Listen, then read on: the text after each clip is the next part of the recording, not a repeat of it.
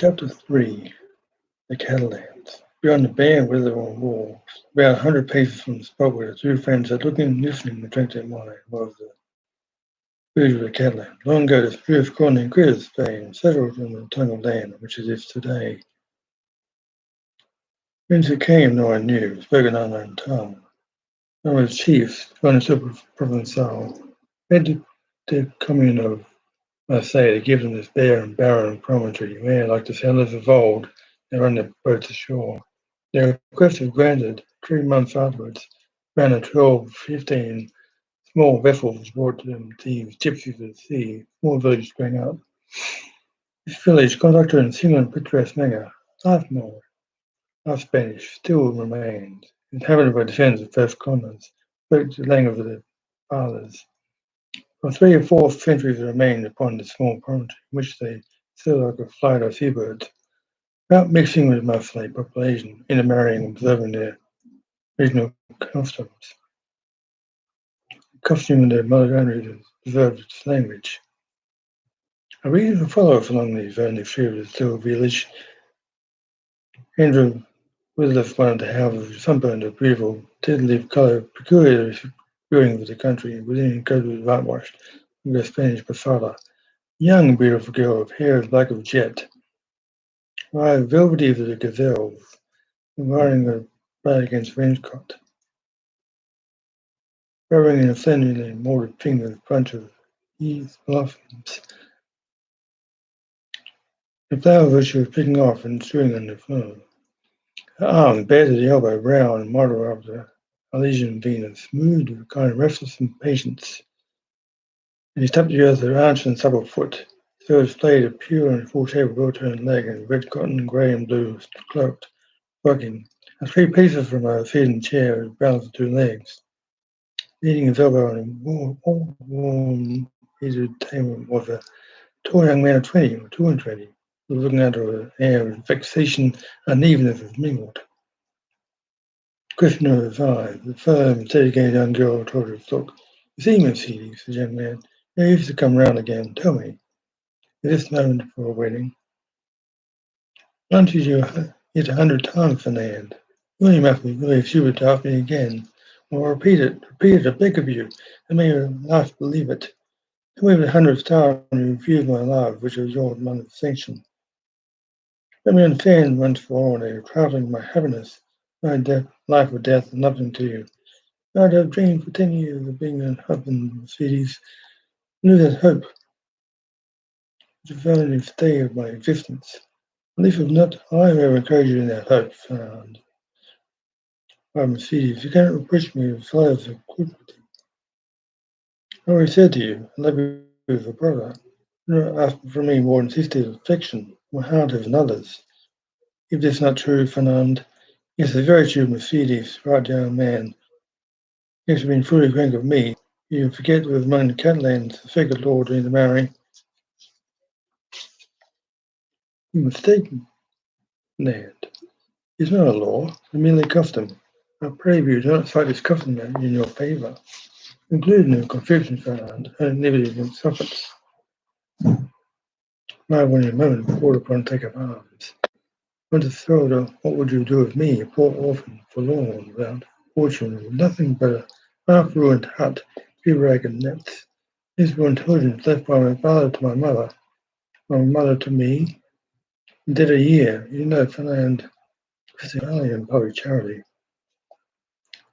Sometimes you pretend I'm useful to you. There's an excuse to share with me, produce you for fishing. I said to Fernand, who son of my father's brother. Of course, we were brought up together. Still more, of course, it would give you so much pain if I refuse. I feel very deeply that this fish was to go and sell, projects for which I would buy a flax and spin. I feel very keenly, Fernand, that this is charity.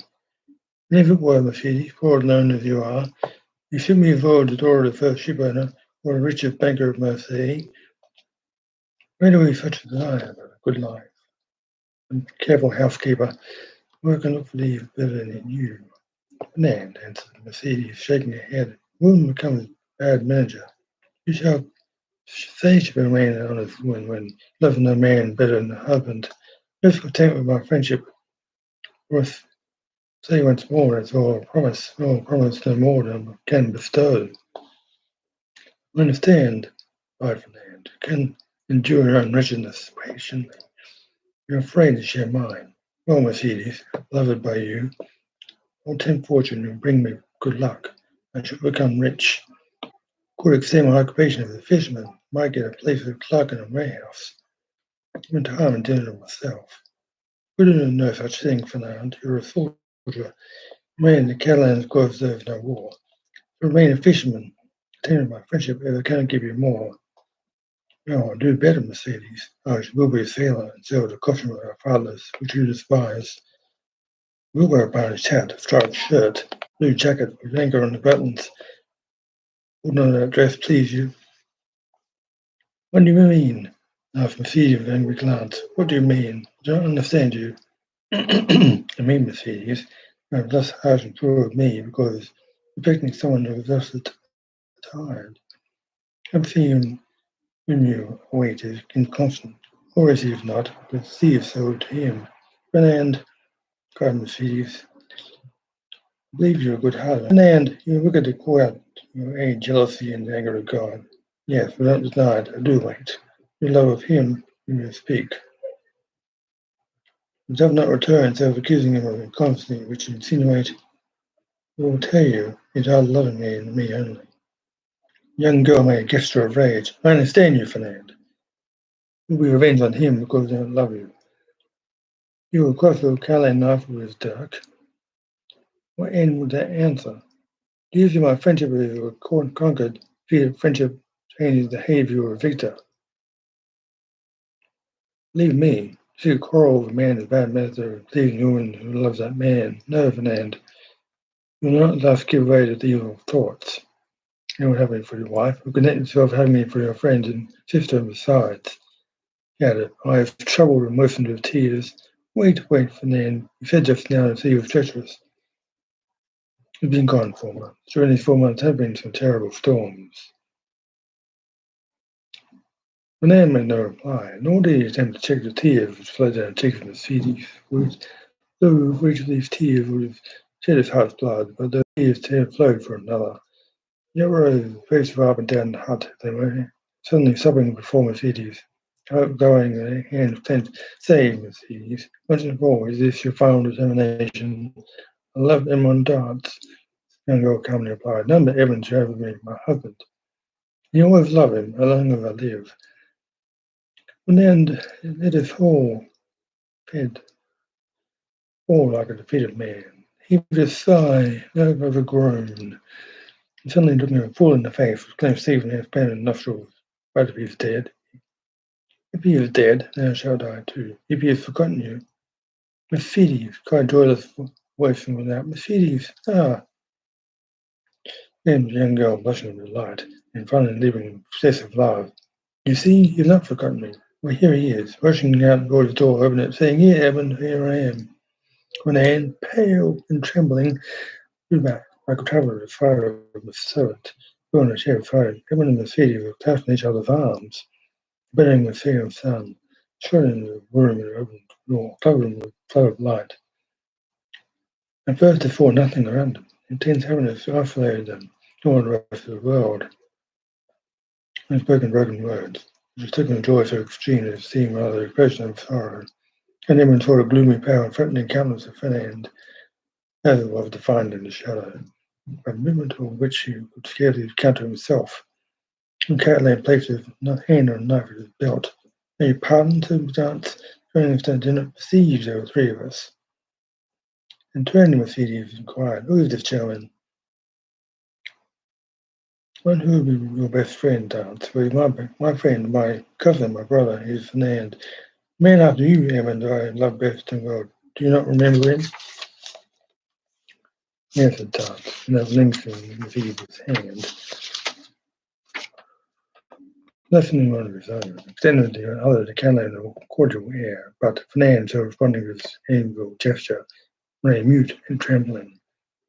Evan then carved his eyes scrutinizingly at the agitated and embarrassed Mercedes, and again in gloomy and menacing Fernand. This looked toward them all, and anger waxed hot. Did not know I came with such haste to obey the enemy here. An enemy? Cried Mercedes.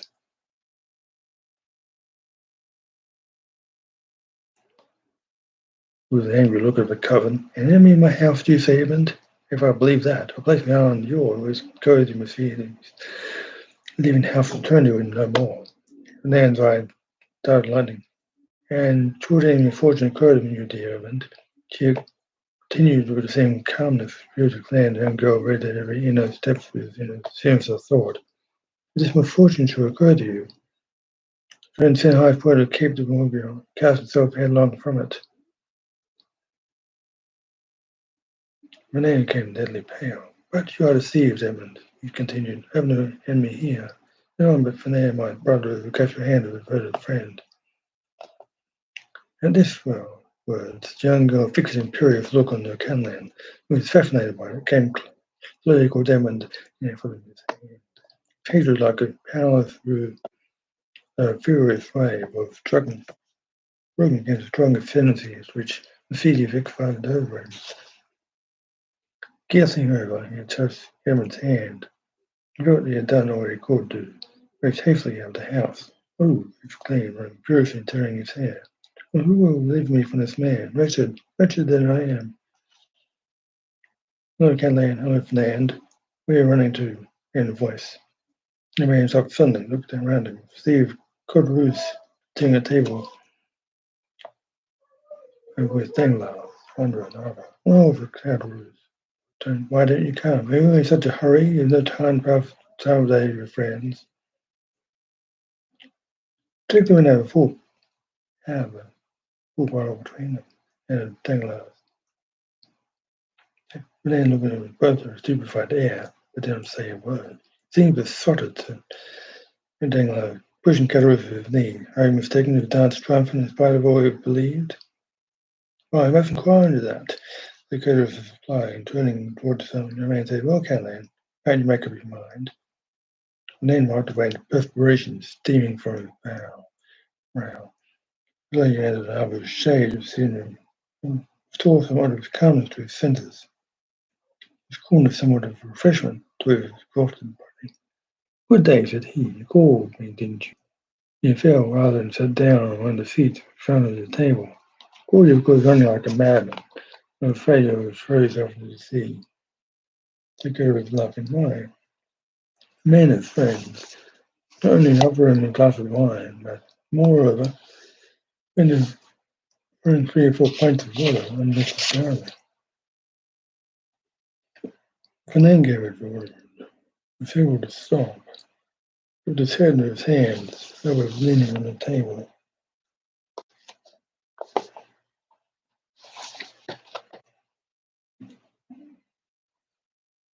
Well, Fernand, I must say, they could bring in a conversation of brutality to common people's truth after you've destroyed all diplomacy. Because commonly a protected lover. You both all laugh, said Bang Danglars. The latter is naked, was not born unhappy in love. And laughing at him, Caderousse. No, he replied, only hark now his eyes. Come now, Fernand, said Caderousse. Hold up your head and answer us. It's not polite to imply, friend, without news of your health. My health is well enough. Fernand, clenching his hand, rather than raising his head. You see, Danglars, said Caderousse, winking at his friend. The how it is, Fernand, whom you see here, is good, brave Canon, one of the best fishermen in Marseille. Though the very fine girl made him Fiji with beers. Fortunately, the fine girl in love with Major of Caroline. In the fair name of the day. Well, I understand. No, you don't understand, said Danglars. Poor Fernand had been dismissed. Then Caderousse. Well, what then? Said Fernand. Looking up his head, looking at Caderousse, the man looked for someone whom to paint in anger. The feed is not accountable by any person, is she? She's not free to love whomever she will. Overtaken nonsense. Caderousse. No, you do another thing. But I thought you were a Catalan. They told me the Catalan not men. No one told me it was banned by a rival. He even told me that Fernand especially is terrible in his affections. Fernand smiled pitifully. A lover is never terrible. He said, poor fellows, remarked Danglars, affecting pity young man from the bottom of his heart. Why is he? You expect to see Johnson suddenly. The fate of dead perhaps have a chance fatalist. These things will come on more severely they come suddenly. I'm afraid under any circumstances Figaro was the drink as he spoke, and whom the fumes of began to take effect. Under any circumstances, Fernando was the only person put out by the fortunate rivals of doubt. If you Daniels. No, you're right. I was afraid they'll bring him ill luck. Well, never mind. Figaro was bring out a glass of wine for Fernand and Laverne made for 9th time, while Danglars merely sipped his. In mind, in the meantime, the marriage Mercedes, the lonely Mercedes, leaves his turn to do that. During this time, Danglars fixed his piercing glance on the young man, in whose heart the kettle's words like molten lead.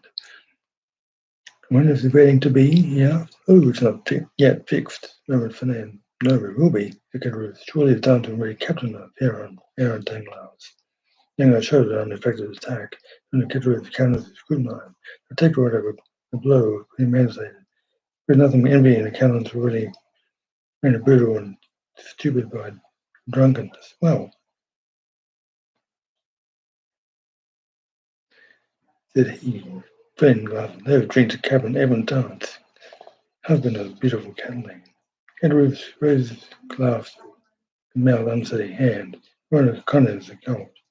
Nan dashed over the gun. I have so darling, what do you see? If you stand here very well and clear the Catalan, look, Fernand, your eyes are better than mine. They will see double. You know one would see what there were two lovers walking by side, hand in hand, and forgive me, do not know you can see them. Very hastily embracing. They love them, leave one pang there, Fernand too. Do you know them, Fernand?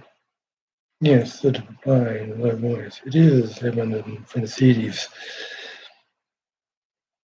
I'll see you there now, together, so recognize them. No doubt, hello, lovely Tansel. Come this way. You know what the thing is be. Fernand is obstinate to not tell us. All his tongue waves, the dangler of saying Caterers, from last year's drunken in out with the other. Go and Sarah, let love that cloud by interruption. You look at Fernand, for example, if well behaved. Fernand, already claimed young bearing, gripped by Danglars, born by banderas, was about to rush out. Rose in his seat, he placed himself to dash headlong upon his rival. And Mercedes, flaunting and graceful, lifted up its lovely head. Look at him with clear and bright eyes. This Fernand neglected and afraid of dying if a man had been died. Looked again heavily on his seat. Danglars looked at the two men, one after the other, one brutalized with liquor, the other overwhelmed with love. I shall get nothing of these fools, he answered. I'm very much afraid of being here, a drunkard and a coward. He was an envious fellow making himself busy in wine, when he ought to be nursing his wrath. The fool sees a woman's love torn from under his nose, takes him like a big baby. Yes, the cannon behind existence goes eventual vengeance, fifthly into several Arians. I was a fist big enough to crush an oath in one blow. I question me ever in the star is ascendant, married a bended girl, who were captain, too, and after all, and less. A faint smile smashed over, passed over Danglars' lips. And if I take a hand at you, there, hello. Getting Caterers half rising and fist on the table. In a moment, do not see your friends, but you're too proud to speak to him. No, my dear fellow, pointed out, so not proud. I'm happy in heaven is blind, think, war and pride. I'm very odd, this explanation of the Caterers. How do you do, Madame Tarts? Mercedes curtsied gravely and said, "There's mother's name in my country by the old fortune, I say, to call under a name of a betrothed before she comes a husband. Call me Caesar, please." Excuse me, what the name of Caterers 3 times. He is so easily mistaken. Within the waiting declaration meeting, Monsieur Dant said Danglars, uncomfortable. As soon as possible, Monsieur Danglars, today all preliminaries will be arranged by fathers. Tomorrow, or today, next day at latest, wedding the festival here in the friend will be there. I hope able to say you invited Monsieur Danglars. You, Caterus, and Fernand, Caterus and Circle. Fernand, too, is invited. My wife's brother is my brother, said Raymond. We, Mercedes, and I, shall reassure you having such a time. then opened the eye to reply. The voice started in his lips, and he would not utter a word. Today the preliminaries, tomorrow, next day the ceremony. You're in a hurry, Captain. Danglars, Newman smiling. I fear you have misused such a fanatic utterance. Do not give me title which does not belong to me. Yet maybe bring me bad luck. Oh, pardon, said Danglars. When you said you seemed in a hurry, you plenty lots of time. I fear I can't be under way again in less than 3 months. Always in a hurry to be happy, Monsieur Danglars. We have suffered a long time, but it's been difficult to believe in good fortune. Not the selfish alone it makes me tough and haste. Must go to Paris. Really? To Paris? Would it be the first time I've ever been there? Aunt said, yes. Have you been there? Not of my own. Last mentioned the poor Captain Leclerc. You know what I allude, Danglars. It's secret, besides. She'll only take that time to go and return. Yes, I understand, said Danglars. In a low tone he added, to Paris, no doubt, to deliver a letter we my marshal gave him. Then give me an idea, a capital idea. Doubts, my friend, you are not yet version number one aboard a good ship Pharaohs, and then turned towards Edmund, walking away. Pleasant journey, replied. Thank you, Edmund, with a friendly nod, and two lovers continued on their way, as calm and joyous as if they were the very elect of heaven.